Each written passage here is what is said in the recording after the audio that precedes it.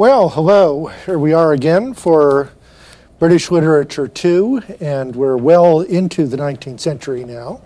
And today we're going to be taking up two of the major poets of the 19th century, Tennyson and Browning.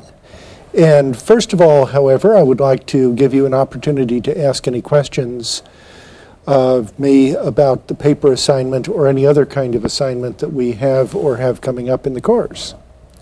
Any questions? Questions? No problems? Okay. Well, good. Well, that's wonderful. Everybody's making progress. Everybody's churning along with the research, really getting into it, having a great time with it, enthralled with your subjects. Okay. Remember that each class period I'm going to give those of you who are with me the opportunity to ask questions about the paper or any other assignment or thing that we're doing here in the class. And for those of you who are taking the course at a distance, you can also contact me or my instructional assistant by email or by telephone by looking at the email address and the telephone number which is in the course description. Okay, and by the way, if you lose that, it's really not a problem. You can just call the English department, and believe it or not, they know me there, and they can get in contact with me and give me messages, and I will call you back. So, we are now going to approach one of the very major poets of the 19th century, and one of the major poets in English literature period, Alfred Lord Tennyson. And we're going to be looking in particular this evening at his long poem, In Memoriam, which actually consists of a series of shorter lyric poems. And I'm assuming that everybody knows what I mean by lyric poetry. Does everybody know what I'm talking about? What is a lyric? You know what a lyric is?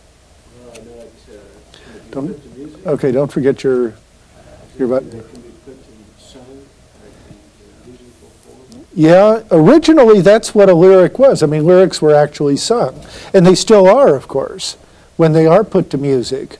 But lyric poetry does not necessarily get put to music, and it typically is some kind of short poem, or in this case, it's really a series of shorter poems, shorter lyrics, in which there is a single speaker.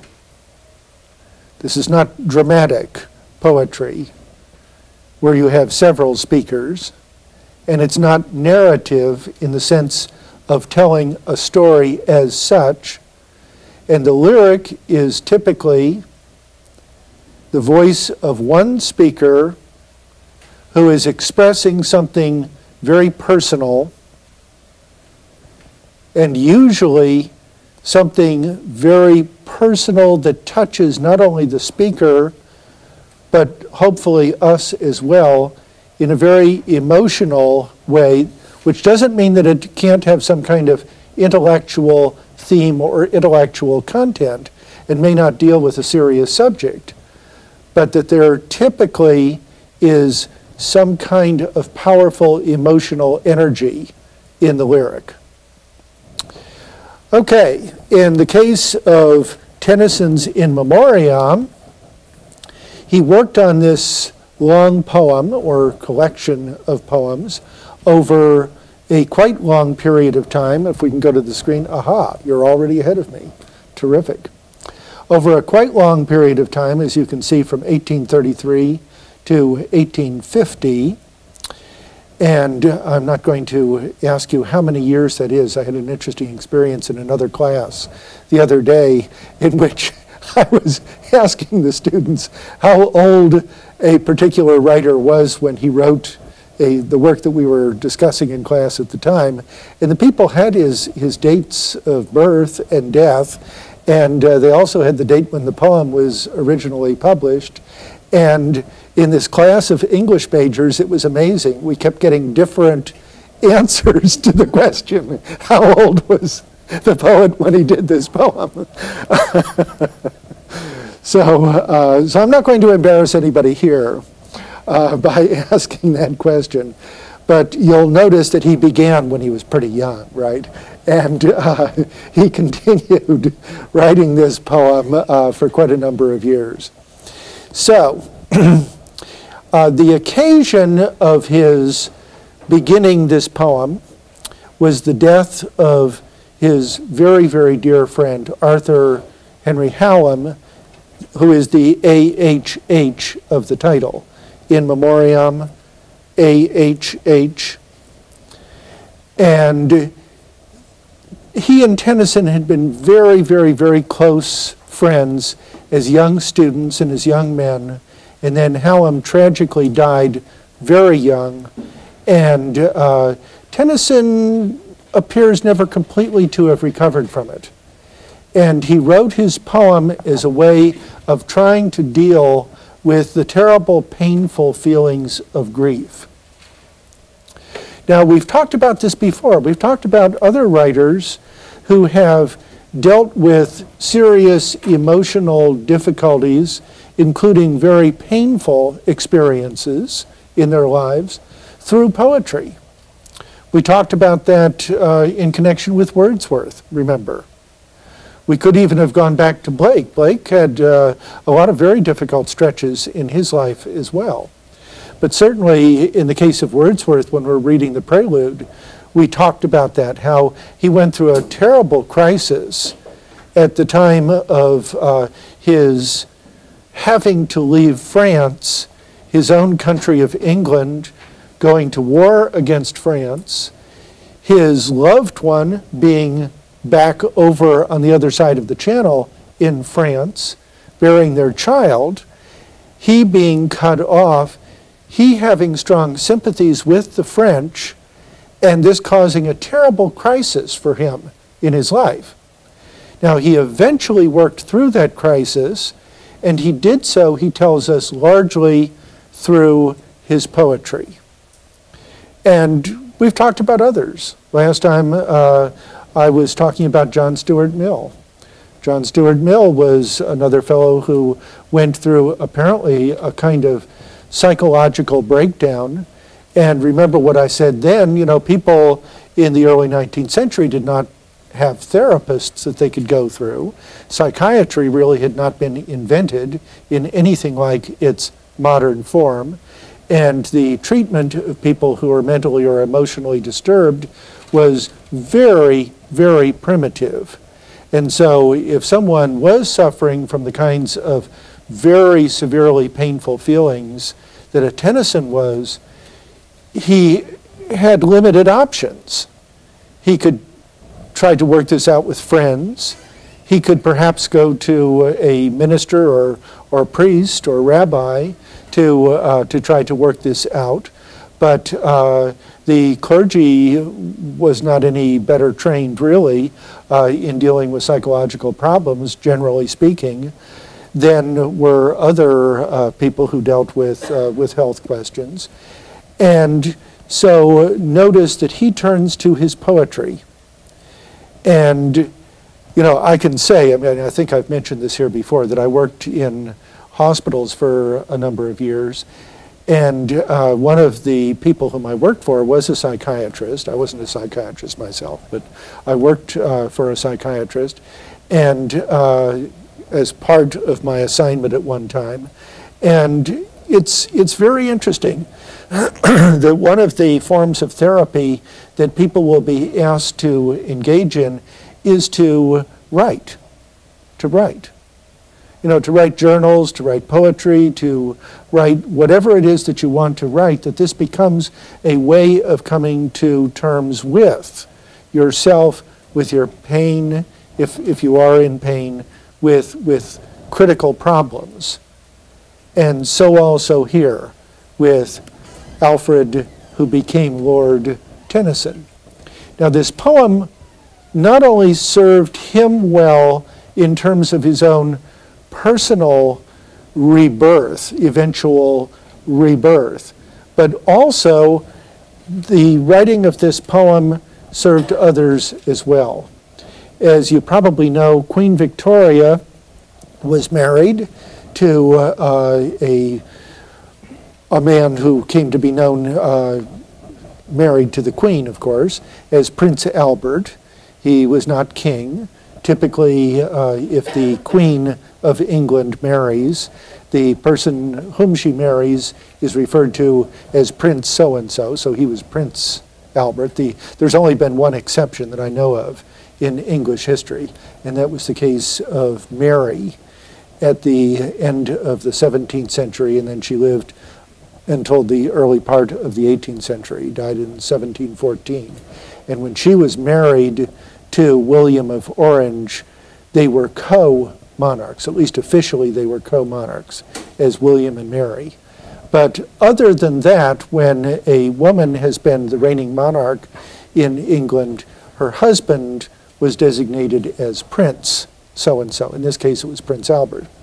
Prince Albert was a very intelligent and very able person. And while he originally came from continental Europe and had actually German origins, he really got into being of the ruling group in England and was very civic-minded, spent a lot of time doing research on the problems facing the English, and actually had some quite intelligent ideas about policy. Not without some controversy, because of course in the 19th century there was a lot of political controversy. But Albert, the beloved husband of Victoria, died when he was still relatively young. I mean, he wasn't like a kid, but he was still relatively young. And she was absolutely crushed. And she never married again.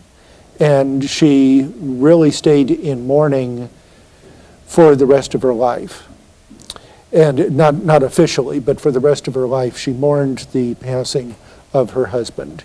And she is reported to have called in the middle of the night frequently enough for the servants in the castle, she's the queen after all, the servants in the castle to bring her a candle, a lit candle, and a copy of In Memoriam. And so she, and along with apparently many, many, many others, found great comfort in reading this poem, in getting through similar problems of their own, especially with the loss of dear loved ones.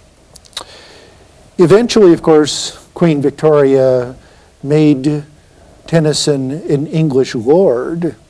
Now, there are some kinds of noble positions in the English system of nobility that are not hereditary. So he was one of those people who was appointed as Lord, and that's why he's referred to as Alfred Lord Tennyson. I mean, his real name is simply Alfred Tennyson. I mean, his real name is his name before he became an English lord. But this was not a lordship that would pass down to any of his heirs, as the hereditary lordships would. So, having said all of that, let's begin to talk about the poem itself. Let's see, where are we here? Okay, let's talk first of all about Tennyson's Poetics, that is to say, the art of his poetry. First of all, this is an elegy. An elegy. An elegy is a classical genre, that is to say, a classical literary form in the literal sense that it goes all the way back to the classical Greeks and Romans. And you'll notice here I have a classical genre. What does the word genre mean? What does the word genre mean? Yeah, type. Type. It's a type of poetry, a kind of poetry. What we might even call, if we were going to use a biological metaphor, a kind of species of poetry. So it's a classical genre or form whose major instances in English among some of the greatest poets in the English language had been Chaucer's Book of the Duchess, which is a long elegiac poem, apparently, according to most Chaucer scholars, written on the occasion of the death of a certain Blanche, who was the wife of John of Gaunt, the most powerful person in England in Chaucer's day, and Chaucer's friend and patron. Milton's Lycidas, which is one of Milton's most famous poems, certainly not as well known, especially to most students, unless you're an English major, an advanced English major, and have maybe taken a course in Milton. Certainly not as well known as Paradise Lost, Paradise Regained, and Samson Agonistes, but nonetheless a very famous poem of Milton's. And Shelley's Adonais. Shelley's Adonais, you remember Shelley, of course, whom we studied earlier. He also wrote a long elegy called Adonais. And in each one of these poems, and of course one might cite many others by poets who are less well known in the tradition, what will happen, of course, is the confrontation of the pain of grief and the celebration of the life of the person who is being treated in the elegy, but finally the movement towards some kind of consolation, some kind of consolation. And the great model for that was in ancient Rome, in late antiquity, Boethius's Consolation of Philosophy. And what Boethius argued was that ultimately, in the most painful of circumstances, what we must do is adjust our ways of thinking so that we can rise to some kind of philosophical view of life and of death, such that it at least can become acceptable to us, even if not completely comprehensible. So, consolation. And we're going to look to see how Tennyson works towards consolation in the development of his poem. The lyric voice in Tennyson's case is singing a series of thematically and poetically connected poems. Thematically and poetically connected poems.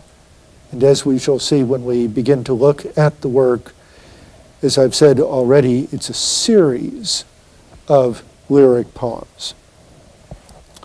But taken all together, you will notice that there's an overall design, overall structure. And of course, the thematic continuities that run through all of the individual lyrics and help to bind them together will consist, first of all, of grief over the death of Hallam and the quest or search for consolation. But along the way, Tennyson is going to have to face something that we're going to talk about tonight really in detail for the first time, but which is going to become one of our most important themes from now on: the growing crisis of faith in the 19th century, which of course is a theme that continues well into the 20th century and no doubt now into the 21st century as well. What do I mean by a crisis of faith? Well, look at it from the point of view of somebody who has just lost his very, very dearest friend. How does he make sense out of that? Can he fall back on his religious faith or the religious faith which he has grown up with? Can he make sense out of this in terms of that religious faith? Or does that religious faith itself come into question as a result of his experience? Now, we talked here before, at least for a little while we talked, about the problem of evil, what philosophers and theologians call the problem of evil, right? And that is the question of how can an all-good and all-loving and all-powerful God create a world in which manifestly there is so much evil and suffering. I mean, it's undeniable that there is evil and suffering, right? So how do you square that with a belief, a traditional belief, in a traditional God who is not only all-knowing and all-loving and all-caring, but also all-powerful? And we talked about that in connection with Blake, right?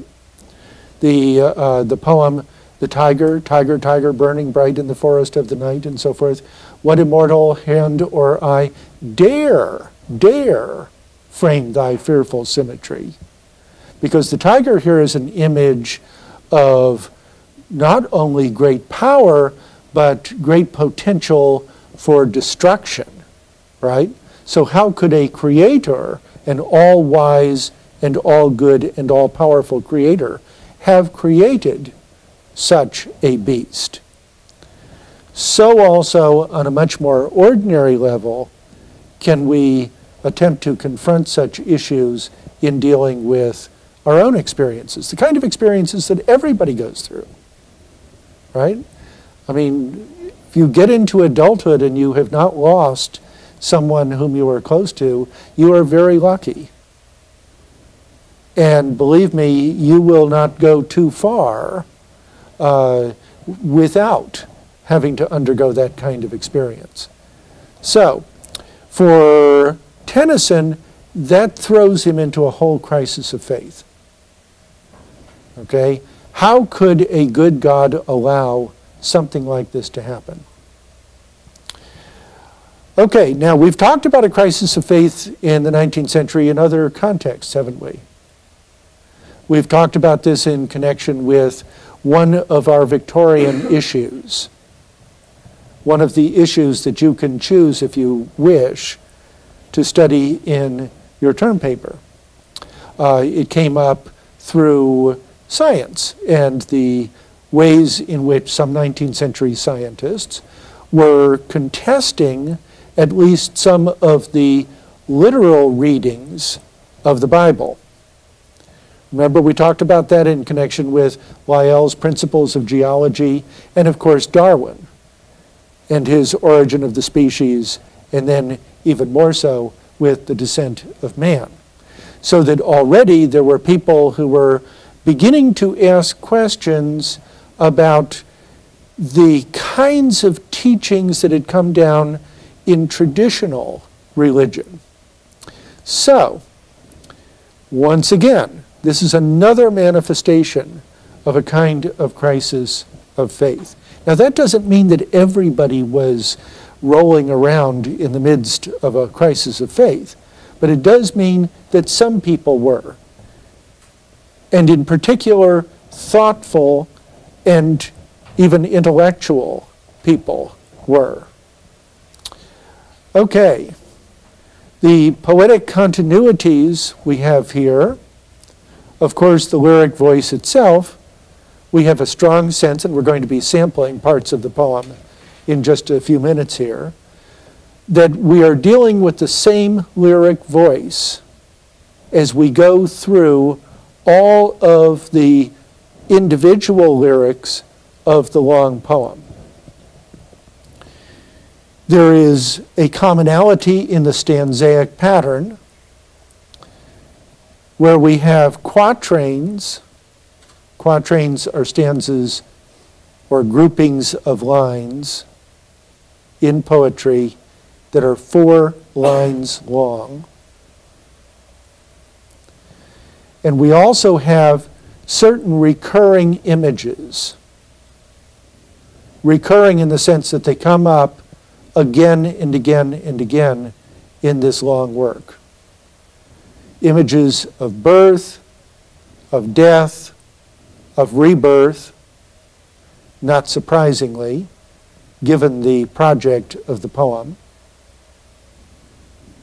And we have, of course, seasonal cycles being used as structuring devices in the work, especially the recurrent images of Christmas. Christmas is a time not only of celebration, but Christmas is a time of the potential for birth or for rebirth. Okay, because at least from a traditional Christian point of view, what does Christmas signify? I mean, what Christmas signifies, of course, is the birth of Jesus. And the birth of Jesus is not only a birth, but it is also theologically, following St. Paul, regarded as a rebirth for the whole human family. So, this recurring image of Christmas then can serve to reinforce imagery of birth and of rebirth. So let's go first of all to the prologue. And you may want to follow along with me in your textbooks. The prologue to In Memoriam. And this is just right at the very beginning. It's not called prologue as such, but it's right at the very beginning, immediately after the title of the work. Strong Son of God, immortal love. Okay? He starts right out with the invocation of religious belief. Strong Son of God, immortal love, whom we that have not seen thy face, we who have not seen thy face, by faith and faith alone embrace, believing where we cannot prove. Okay, see, here's the whole question of faith. Tennyson, after all, is living and has been educated and is a thinking person in a time that has experienced the birth of what in Europe is called the Enlightenment, or in England and North America has often been called the Age of Reason. And in the Enlightenment or Age of Reason, beginning in some parts of the West toward the end of the 17th century, and certainly flourishing in the 18th century, at least among educated classes, drew attention not only to science but also particularly to reason as the most important capacity that we humans have, and that we should be using as our guides to know what is true and to distinguish what is true from what is false. But what happens if you apply that to the realm of faith? Notice once again, strong Son of God, immortal love, whom we that have not seen thy face, okay, we have no empirical evidence, by faith and faith alone embrace, believing where we cannot prove. Believing where we cannot prove. Notice what is assumed here is that there are conditions for proving something to be true that cannot be met in the arena of religious faith. Okay? Thine are these orbs of light and shade. Thou madest life in man and brute. Thou madest death, and lo, thy foot is on the skull which thou hast made. Like it or not, God not only made us to live, but God made us to die. That's what Tennyson is saying. And that's what we have to come to terms with. It's sort of like what Job, in a somewhat different way, had to come to terms with. Because at the end of the book of Job, what God says to Job is, after Job has been wailing away saying, hey, God, I'm a good guy. I'm a decent guy. Why are you making me suffer so much? And finally, God speaks to Job and he says, look, I made the hippo and the crocodile. You may not like that, but that's the way it is. That's the way it is. And you're simply going to have to accept that. Okay, so also here. Thou madest life in man and brute. Thou madest death.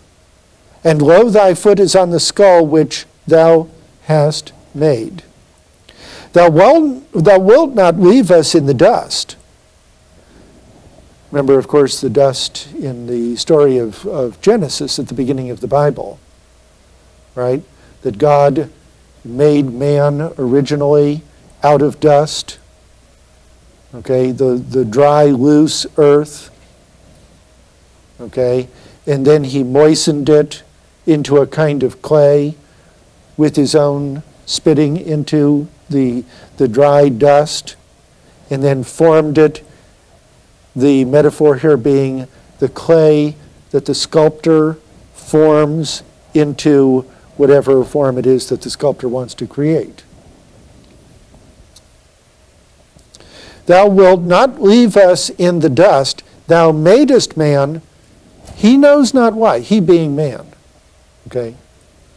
And of course, remember now, I'm just going to say this once, but remember now that when people in the 19th century and the early 20th century are referring to man in a way like this, or he, or his, or him, they include women as well as men.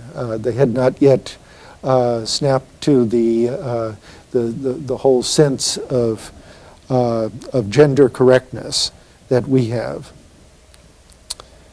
He thinks he was not made to die, and thou hast made him. Thou art just. Notice there's simply an affirmation of faith here. There's not a proof. There's not a logical argument. There's simply an affirmation of faith. Thou seemest human and divine, the highest, holiest manhood, thou. Our wills are ours, we know not how. Our wills are ours to make them thine. We have free will. This, of course, is one of the great questions in the history of religion. Do we have free will or do we not have free will? Has God foreordained, what we do? Or are we free to make our own decisions about our own actions in our own lives?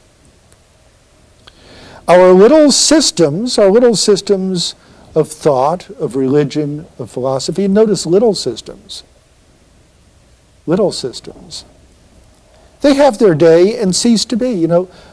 Philosophical systems come into existence, they have a certain fad, and then they pass out of existence again. And that's happened over and over and over and over in the history of philosophy.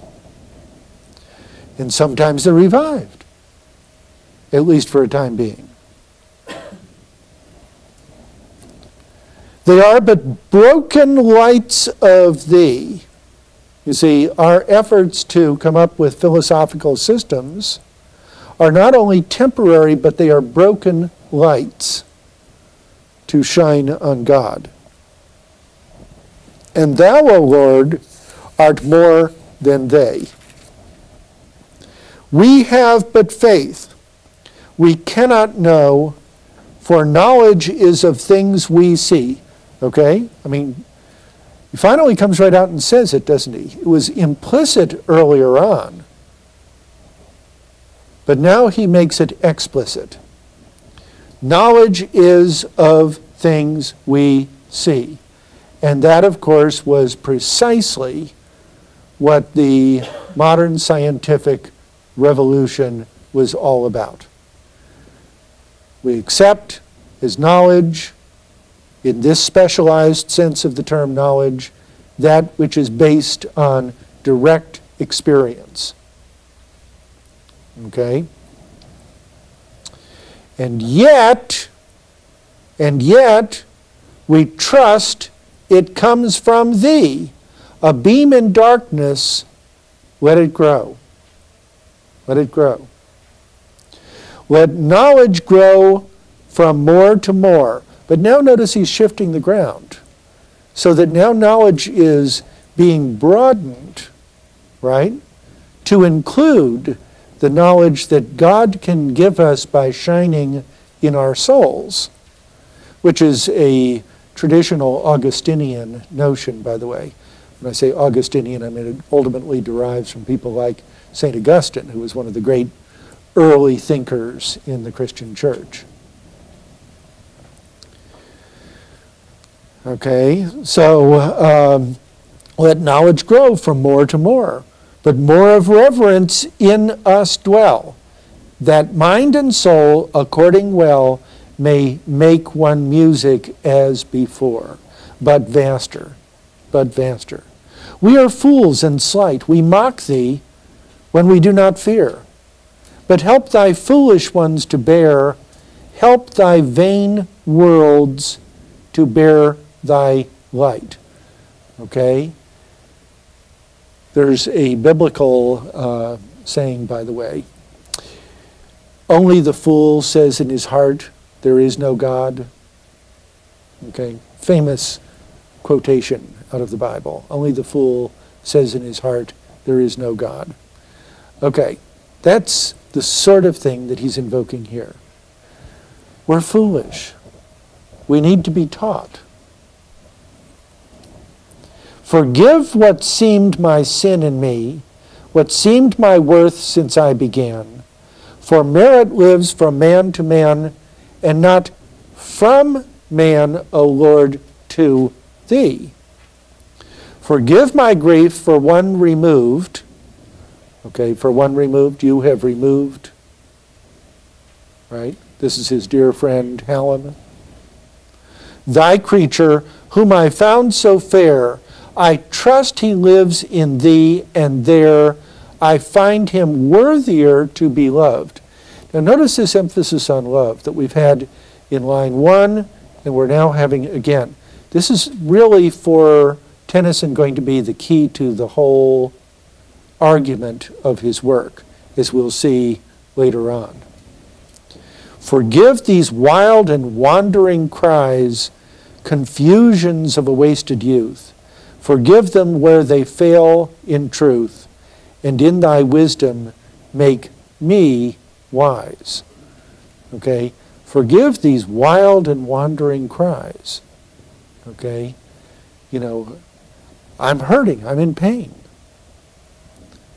And in thy wisdom make me wise.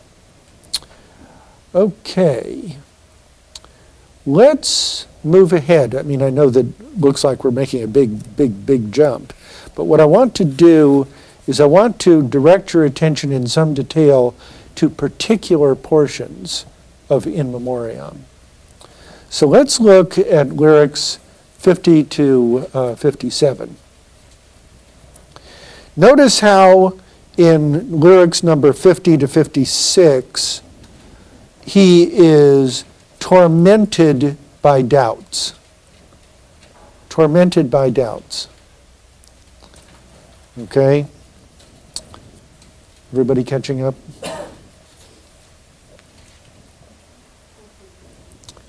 Here's 50. Be near me, he's calling upon God. Be near me when my light is low, when the blood creeps and the nerves prick and tingle, and the heart is sick, and all the wheels of being slow. Be near me when the sensuous frame, that is to say the physical frame, body of senses, right, is racked with pangs that conquer trust. Racked with pangs that conquer trust. See what he's saying here? Pangs, pains that conquer trust, conquer faith,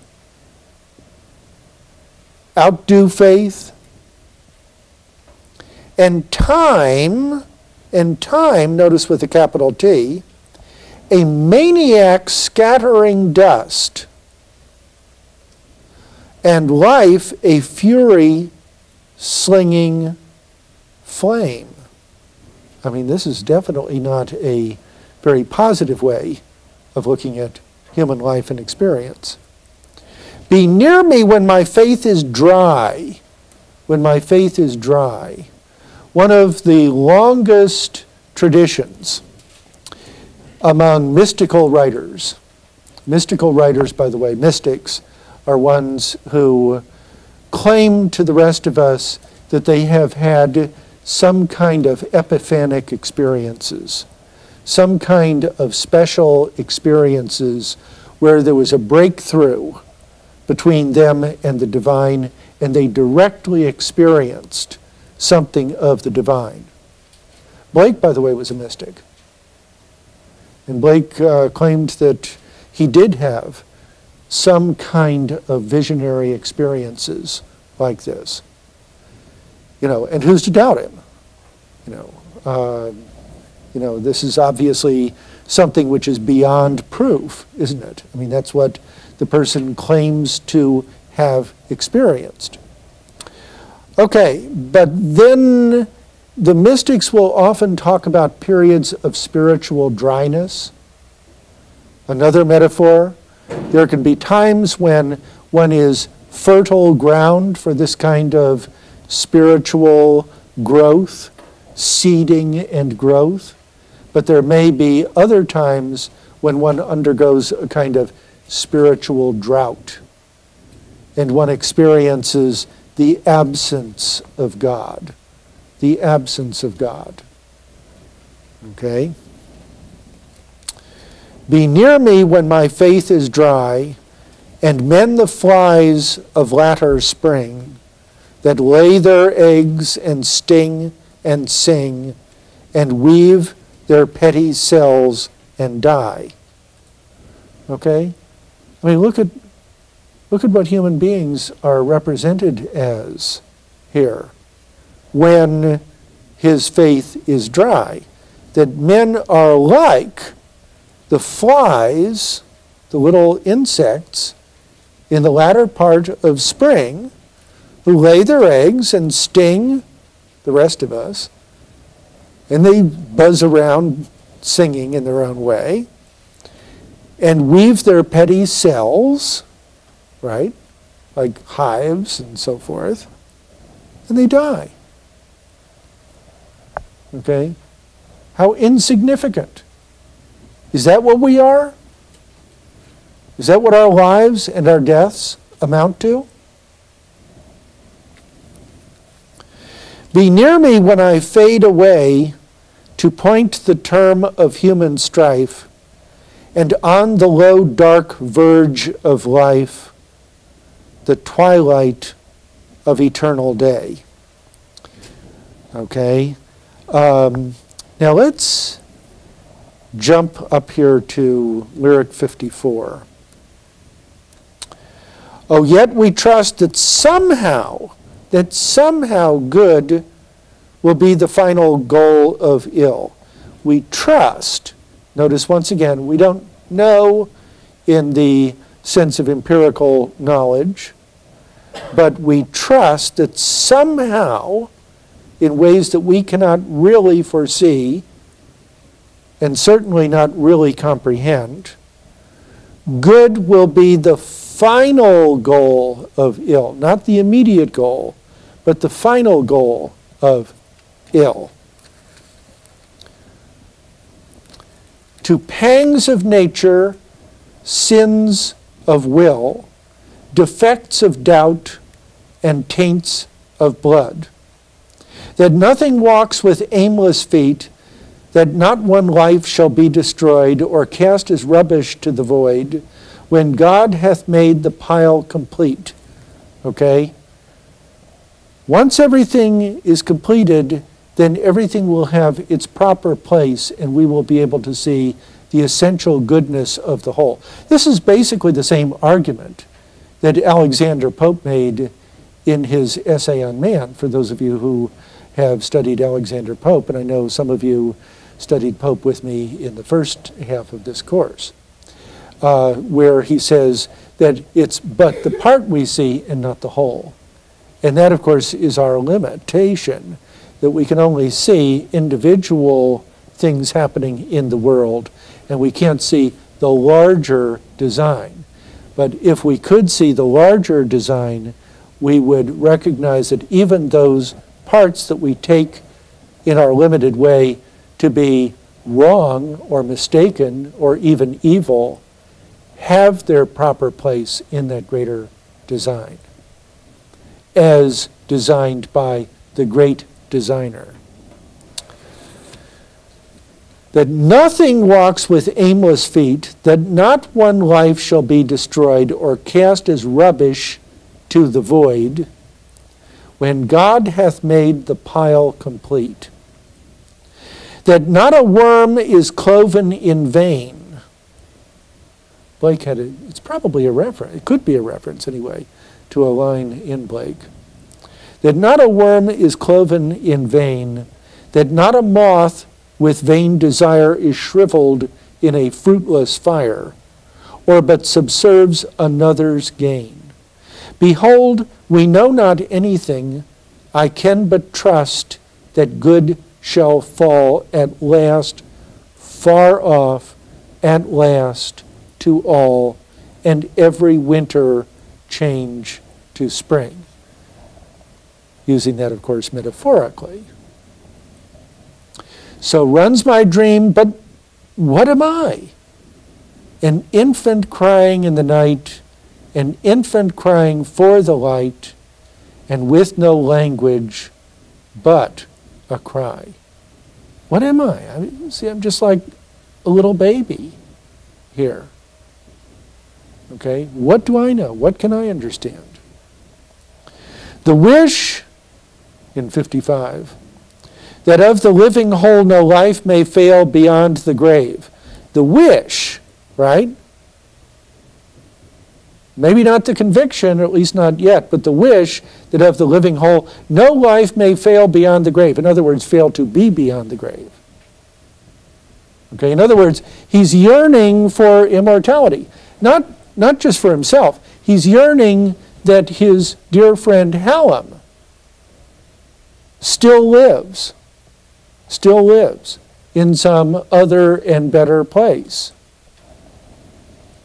The wish that of the living whole no life may fail beyond the grave, derives it not from what we have, the likest God within the soul? In other words, what if the image of God is already within us, and that is what is inspiring in us this wish for immortality?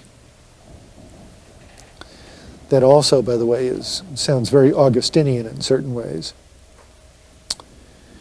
Are God and nature then at strife? Are God and nature then at strife? As, by the way, some thought in their seeming conflict between religion and science. That nature lends such evil dreams, be careful of the type she seems, so careless of the single life. The argument in evolutionary biology is that nature does not care about the individual, but only about the species. Does that make sense?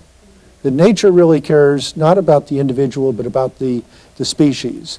So that, you or I don't really matter in the larger scheme of things. What does matter is that our species proves strong enough and adaptable enough to survive.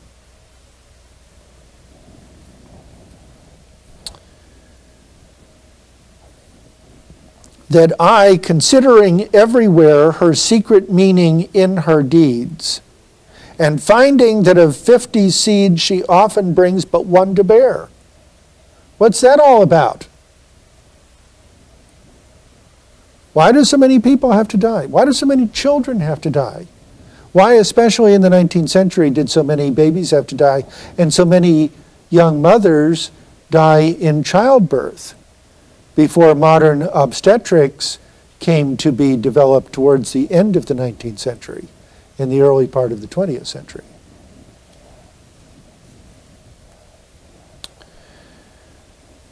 I falter where I firmly trod.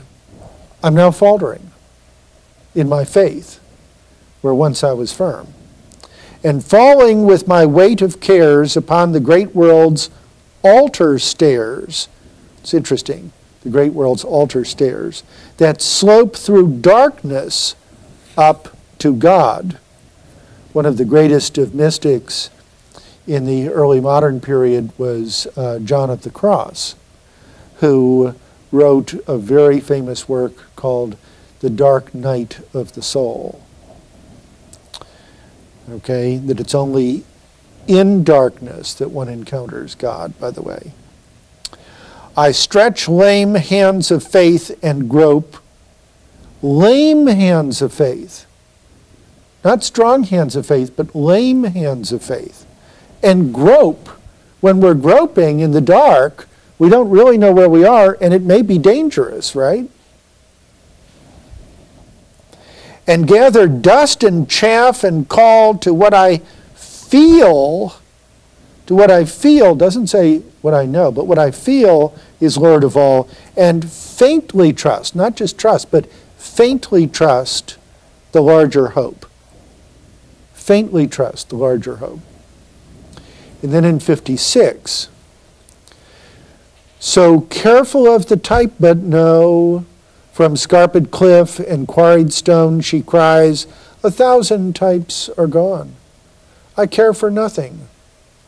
All shall go. This is nature now. He's imagining nature speak. From 1,000 types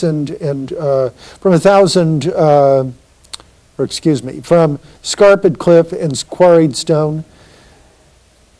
When geologists look at different layers of sediment in, say, cliff rocks and so forth, or in sheared off mountains, what they can frequently see are forms of life that no longer exist, right?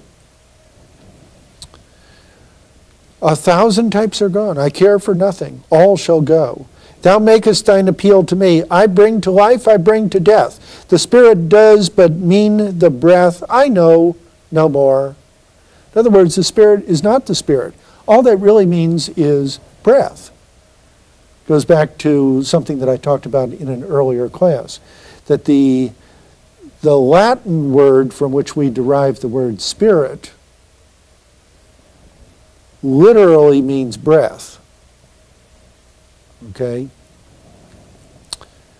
And to inspire and to expire literally means to breathe in and to breathe out. What if it's only breath? What if there is no spirit? That's what he's saying. And shall he, man, her last work, who seemed so fair, such blended purpose in his eyes, who rolled the psalm to wintry skies, who built him fanes of fruitless prayer, who trusted God was love indeed, and love creation's final law. What about man who believed in all of those things, though nature, and this is one of the most famous lines in 19th century literature, in any language, it's quoted all the time. Red in tooth and claw. Nature red in tooth and claw. Okay? With raving, shrieked against his creed. Nature red in tooth and claw. What do we see in nature? We see the constant competition for survival, through competition for food, through competition for mates, through competition with enemies, right, of the same species or of other species. Nature everywhere red in tooth and claw. And that figure was picked up and often applied in the 19th and 20th centuries to evolutionary biological theory. that that's really the image we get in the survival of the fittest. But what does that have to do with the God of love? Doesn't that contradict a traditional belief in a world which has been created by a God of love? So this nature, red in tooth and claw, is shrieking against man's belief. Who loved, who suffered countless ills, who battled for the true with a capital T, the just with a capital J, be blown about the desert dust or sealed within the iron hills. No more? No more? Is there no more? If that's true, then this is just all monstrous, isn't it? A monster then, a dream, a discord, dragons of the prime that tear each other in their slime, were mellow music matched with him. O life is futile, then as frail. Oh, for thy voice to soothe and bless, what hope of answer or redress behind the veil, behind the veil. And that also is a very ancient metaphor of the truth being hidden behind a veil. And what we can hope for is momentarily for the veil to be parted.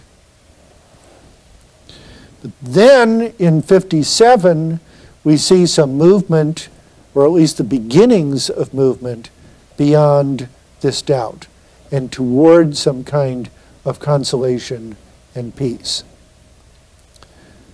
Peace. Come away. The song of woe is, after all, an earthly song. An earthly song. Peace. Come away. We do him wrong to sing so wildly. Let us go. Come, let us go. Your cheeks are pale, but half my life I leave behind. Methinks my friend is richly shrined, but I shall pass. My work will fail.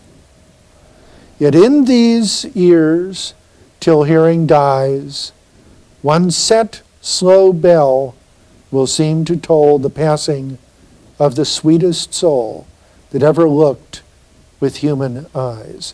Notice how he expresses this notion that, even to the end of my days is till hearing dies. There is a theory that the last sense that people lose when they're dying is the sense of hearing. It's the sense of hearing. I don't know how that could be demonstrated, but there's certainly a strong theory about that. For example, when a friend and former colleague of mine passed away, his family knew, of course, that he was dying, and they surrounded the bed and they sang to him, which is very interesting. Okay, I hear it now, and o'er, eternal greetings to the dead, and Ave, Ave, Ave said, adieu, adieu, forevermore. Ave, as I'm sure the note tells you, means hail. Hail in the sense of hello, hello, I'm here. Okay? As in the traditional prayer and hymn in its Latin form, Ave Maria. Okay? Hail, Mary. This is what the angel in the Gospels, well, not the angel, but it's Elizabeth, isn't it? Whom she visits. Elizabeth, whom she visits, says, hail, full of grace, and so forth. Okay? Ave. Okay, so there's at least the beginnings of some kind of movement. Well, now let's see where this is going. So flip over to lyric number 78.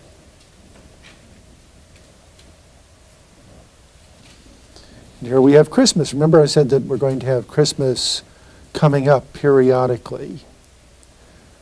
Christmas of course, is associated with New Year.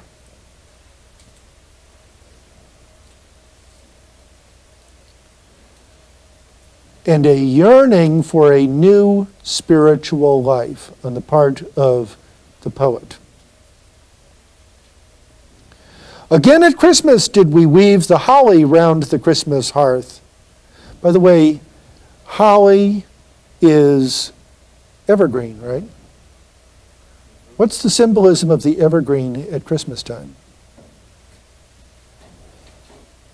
That would be eternal life. Right, that's right. It's eternal life. That even when everything else dies in the wintertime, right? The flowers die, many of the trees and the bushes and whatnot lose their leaves. But there are evergreens, right? Pine trees. Why do you think the Christmas tree is, we cut down a tree, we bring it into our house. It's an evergreen, right? Why do we use holly? Why do we use mistletoe? All of these things are evergreen. And they not only are signs of ongoing, or as you put it, eternal life, but also signs of the promise of the return of life in general. Okay, holly round the Christmas hearth. The silent snow possessed the earth, and calmly fell our Christmas Eve. The Yule clog sparkled keen with frost, no wing of wind the regions swept, but over all things brooding slept the quiet sense of something lost. The quiet sense of something lost. Yes, it's a time of celebration, but also for him there's a sense still of something lost. He would like to be able to share this time with his friend.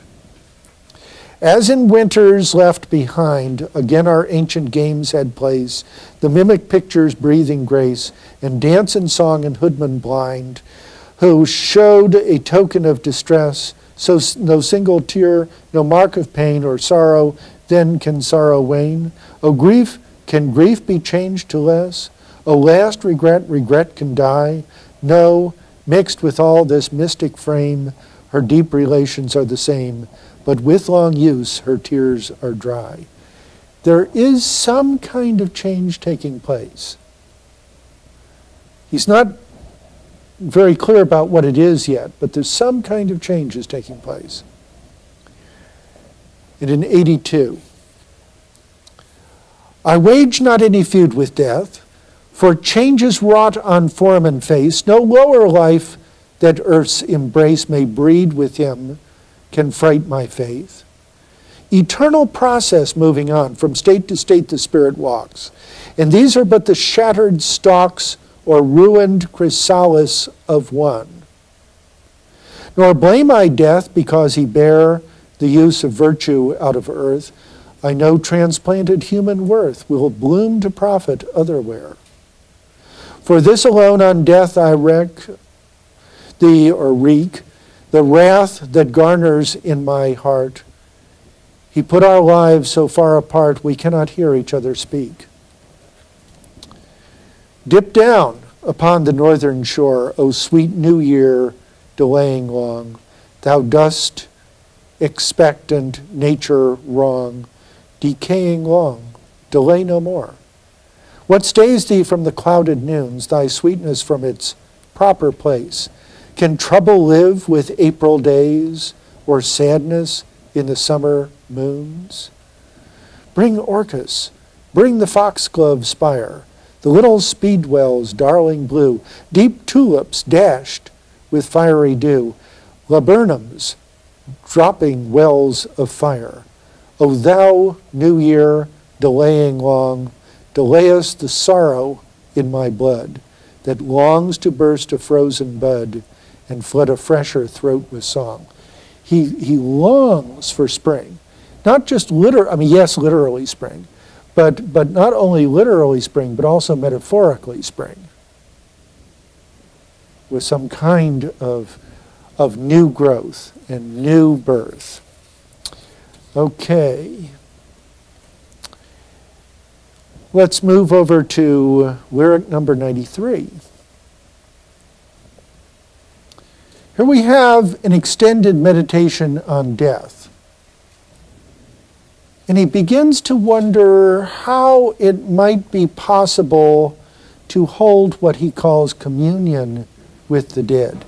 Is it possible actually not only to believe that there is some kind of life beyond death, but is there some way in which one can reach beyond, can reach through the veil to touch the dead or be touched by the dead? In 93, I shall not see thee. Dare I say, no spirit ever break the band that stays him from the native land, where first he walked when clasped in clay. Okay, clay again, the ancient metaphor for the body, all the way back to the book of Genesis. No visual shade of someone lost, but he, the Spirit himself, may come, where all the nerve of sense is numb, spirit to spirit, ghost to ghost. By the way, ghost originally meant something different than what it means today. Originally, it was a native English word meaning something like spirit. Oh, therefore, from thy sightless range, with God's in unconjectured bliss, oh, from the distance of the abyss of tenfold complicated change, descend and touch and enter. Hear the wish too strong for words to name, that in this blindness of the frame, my ghost may feel that thine is near. My ghost, my spirit, may feel that thine is near.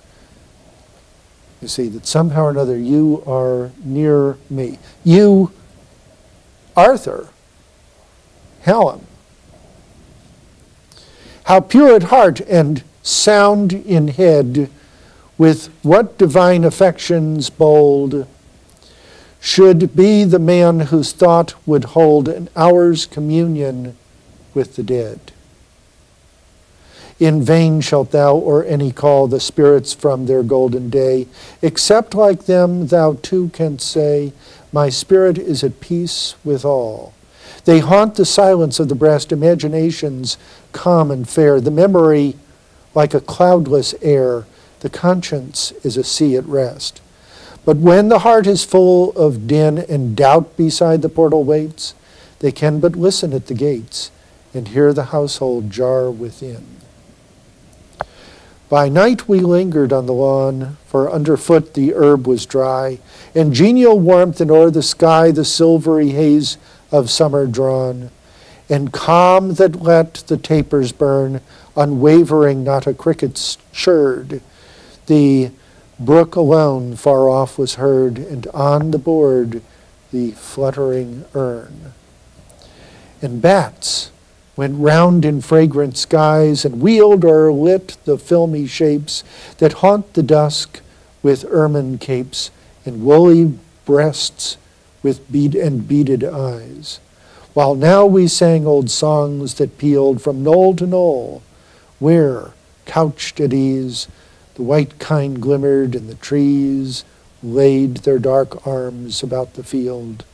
And when those others one by one withdrew themselves from me and night, and in the house light after light went out, and I was all alone, a hunger seized my heart. A hunger seized my heart. I read of that glad year which once had been, in those fallen leaves which kept their green, the noble letters of the dead. And strangely on the silence broke the silent speaking words, the silent speaking words. A paradox, right? Technically called an oxymoron, the silent speaking words. And strange was love's dumb cry, defying change to test his worth, and strangely spoke. Notice the opposition here between speaking and dumbness in the older sense of the inability to speak. And strangely spoke the faith, the vigor, bold to dwell on doubts that drive the coward back, and keen through wordy snares to track suggestion to her inmost cell. So word by word and line by line, the dead man touched me from the past, and all at once it seemed at last the living soul was flashed on mine, and mine in this was wound and whirled about imperial heights of thought, and came on that which is, and caught the deep pulsations of the world. Aeonian music measuring out the steps of time, the shocks of chance, the blows of death. At length my trance was cancelled, stricken through with doubt. See what's happened? He's gone into a kind of trance in which he feels that he is experiencing this life and this energy from beyond. But then the trance was canceled. Stricken through with doubt. See, his reasoning mind now clicks in. Vague words, but how hard to frame in matter-molded forms of speech, or even for intellect to reach through memory that which I became. Till now, the doubtful dusk revealed the knolls once more where, couched in ease, the white kine glimmered, and the trees laid their dark arms about the field. The dusk becomes a kind of metaphor for a loss of distinctness,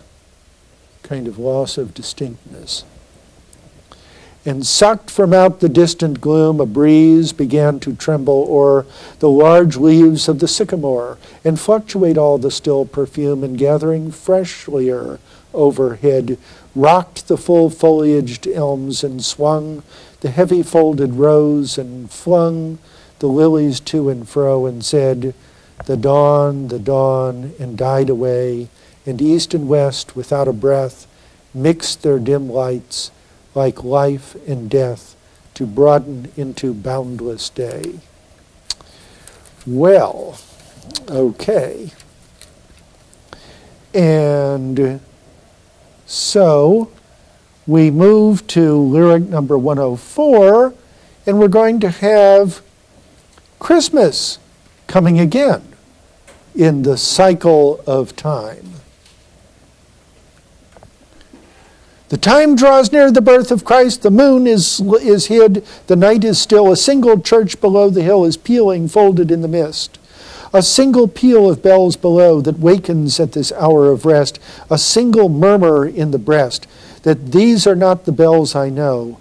Like stranger voices here they sound in lands where not a memory strays, nor landmark breeze of other days, but all is new, unhallowed ground. Tonight, ungathered, let us leave this laurel, let this holly stand. We live within the stranger land, and strangely falls our Christmas Eve. Our Father's dust is left alone and silent under other snows. There in due time the woodbine blows. The violet comes, but we are gone. No more shall wayward grief abuse the genial hour with mask and mime, but change of place, like growth of time, has broke the bond of dying use. Let cares that petty shadows cast, by which our lives are chiefly proved, a little spare the night I loved, and hold it solemn to the past. But let no footstep beat the floor, nor bowl of wassail mantle warm, for who could keep an ancient form through which the spirit breathes no more? Be neither song, nor game, nor feast, nor harp be touched, nor flute be blown, no dance, no motion, save alone what lightens in the lucid east of rising worlds by yonder wood. Long sleeps the summer in the seed. Run out your measured arcs and lead the closing cycle rich in good. And notice how different this is from the last Christmas we saw, where yes, there was calm, but there was also that sense of loss, that sense that his dear friend was no longer with him to share this wonderful time of the year. But notice here how there's a shift in tone. And things are turning in a much more positive way. And we're seeing something that began to build earlier on. The transition to another kind of state of mind. And it's in that state of mind that he's going to find peace and ultimately to find consolation. So let's continue after we take a short break.